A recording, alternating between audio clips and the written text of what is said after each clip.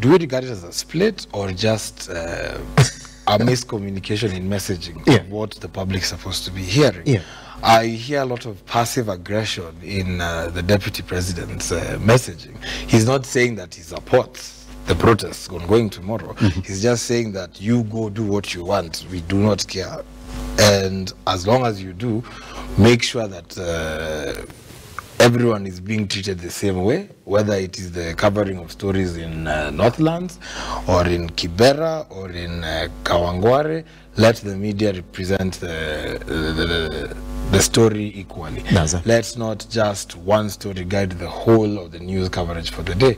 But that does not necessarily mean that the deputy president himself is saying he has approved and given a green light for the protest. He's saying that he is just not bothered by it. He does not care for it. It is not part of his daily agenda. He has his own businesses that he's probably running from his office, and he's able to run the development agenda, and the protests are not anything that are going to affect that business for government. Yes. So the question then remains, if the courts are clear that you gotta protect this constitutional right, it means that they're not going to come back and say, well, stop protesting, because picketing, demonstrations are well protected within the Kenyan constitution. In fact, indeed what we should be saying right now is that the government should be offering security for all the demonstrators who are in the field, so that they can access the areas they want and that the properties of citizens are also protected. Do you think that now we're going to sit back and become a rioting country, a demonstrating country? What is going to give? Elkana, what is going to give? Because now everybody's calling for stop this madness, find a different way. But what's it going to give? So long as the government refuses to give the opposition its time or breath, you are likely to find that week by week the protests are going to get more and more popular, because as services grind to a halt, as Kenyans start feeling the pinch a little bit more directly at home, a lot more of them are going to start grumbling and becoming unreasonable. It is up to government to bring these protests to a stop, either by discussions or by taking the issues raised by the electorate through the demonstrators, through the opposition, and answering those to such a level that the opposition themselves no longer have a voice in the issues that they're raising, because the government is handling those issues.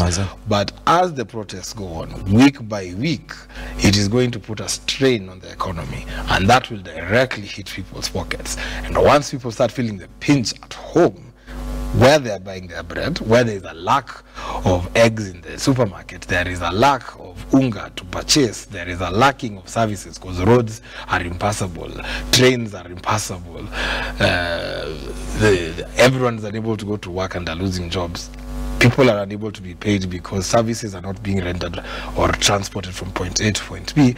Kenyans will start getting a little bit more upset. More and more of them will start agreeing with opposition. So buck does stop with the 6, but more so the 5 in government, starting with the president and his deputy, to guide the country back from the brink that it is being taken to. We are not yet at the brink, and as you can see, even the deputy president is nonchalant about how he's saying what he's saying. But as Kenyans start feeling the strain at home while services are being taken away, week in by week out, these protests will get more and more popular and might get to a point where they are uncontrollable. Can't add anything to that.